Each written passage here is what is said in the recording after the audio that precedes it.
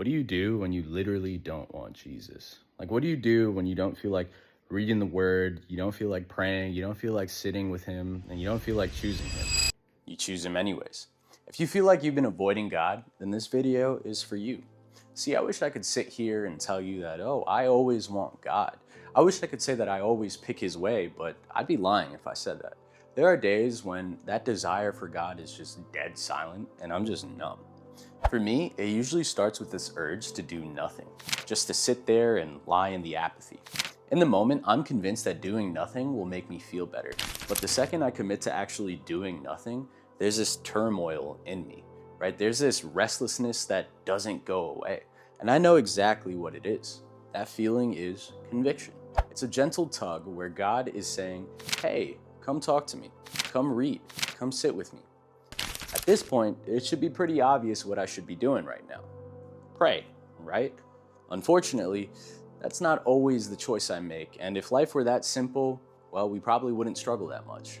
Right when that conviction hits, there's a second option that shows up. The one that takes zero effort. Sin. Sin offers a shortcut, a quick escape, something to numb that feeling. Nowadays, it's insanely easy to pick sin. You can open up a tab and fall straight into lust or distraction. That tug from God doesn't fully disappear, but it does get quieter while you feed the flesh. In the middle of your indulgence, you'll notice that God gives you a moment where you have a way out. But if you're anything like me, you might ignore it. Sometimes it's because of shame, or maybe you're just holding on to that mentality of, well, I already started. The point is, you don't take that out. Eventually, though, you'll step back from your vice, and that's when the emptiness hits. That's when you feel robbed. That's when regret hits. That's when the conviction comes back even louder. And now you're back at the same question. What do I do when I don't want God? You probably already know this, but your other options will never satisfy you. In John 4, verses 13 to 14, Jesus says, anyone who drinks this water will soon become thirsty again. But those who drink the water I give will never be thirsty again. Sin will always put you right back at the start of that same cycle. You'll be tired, numb, embarrassed, and still hungry for the God that you were ignoring. Jesus, on the other hand, actually satisfies.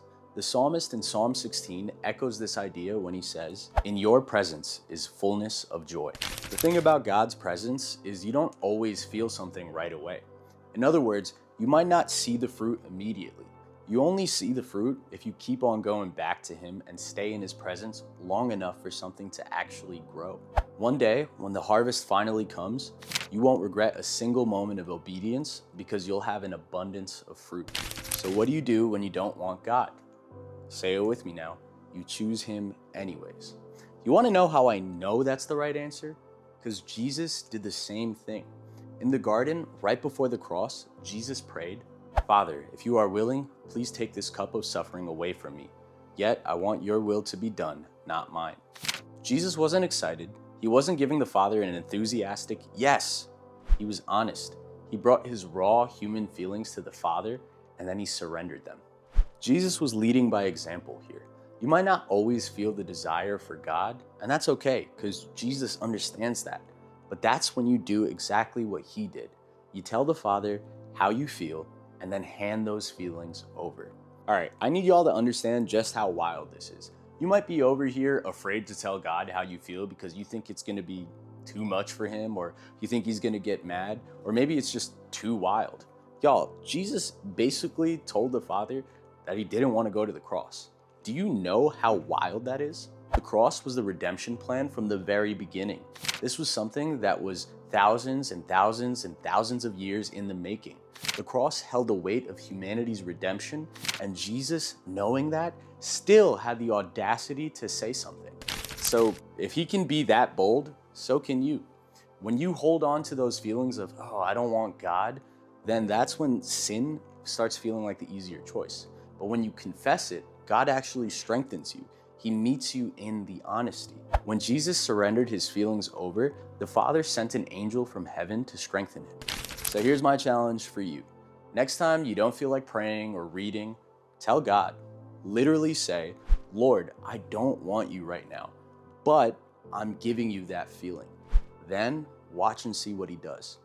As always, Jesus loves you. God bless. Peace.